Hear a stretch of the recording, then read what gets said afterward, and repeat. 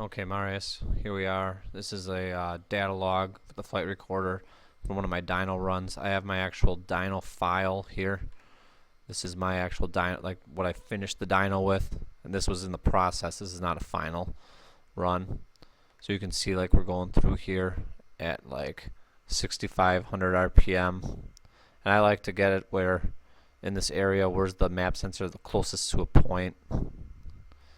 So I would use something like here. So 6,400 RPM, 23.9, and my point is 25 PSI and 65, I believe. So you can see I'm running like 11.0, and I always use the gamma because that's what your fuel's based off of in the equation, is 22.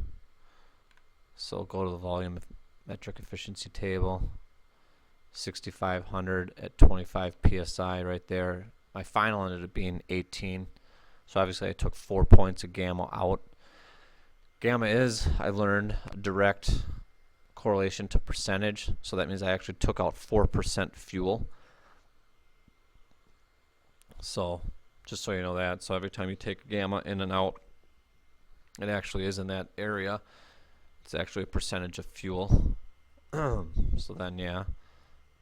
And that put me at, so the duty cycle, 81% duty cycle. Now obviously I can't, like, that's why mine looks weird. It doesn't follow the torque, because I actually go and run, whoops, I gotta do it twice. I do the duty cycle to 85 and then I cap it off, and then I just run in, I run the staged injection, and the staged injection works, like this is going to be 29% of the primaries, so that equals 3.71 milliseconds is 29% of my primary milliseconds, and the duty cycle is 25. So 29% equals 25% duty cycle, obviously, because I'm only running 85% duty cycle with the primaries. And yeah, here's the corresponding dyno run. You can see how I was showing rich in there too, same as my logs. So I ended up getting that all better by the end. And you can see here the spike and torque and everything. And you can look back on my run file, and you can see the spike here. I'll actually make it in here if you want. My manifold pressure, you can see the spike and boost. The boost controller was over spiking and then compensating. So as you can see, like my 25 PSI run, I still was like 24 to 23 and a half pounds actually. And you got that boost spike. I tuned that out on the street after the dyno because I never ran the controller with the heavy springs on the street before.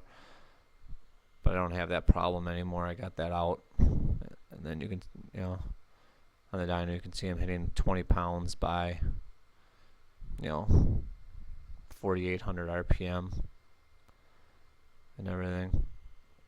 So yeah, but yeah, I always do gamma. I don't know if it gets confusing, like going like seeing this is -12, so that would actually be 88. You could actually just go to here and show absolute, and then it'll actually show you 88, if that makes it easier for you looking from the logs back and forth. But that's the graph. Yeah, you can just see how I just go down and everything. And yeah, that should be about it. It's pretty easy.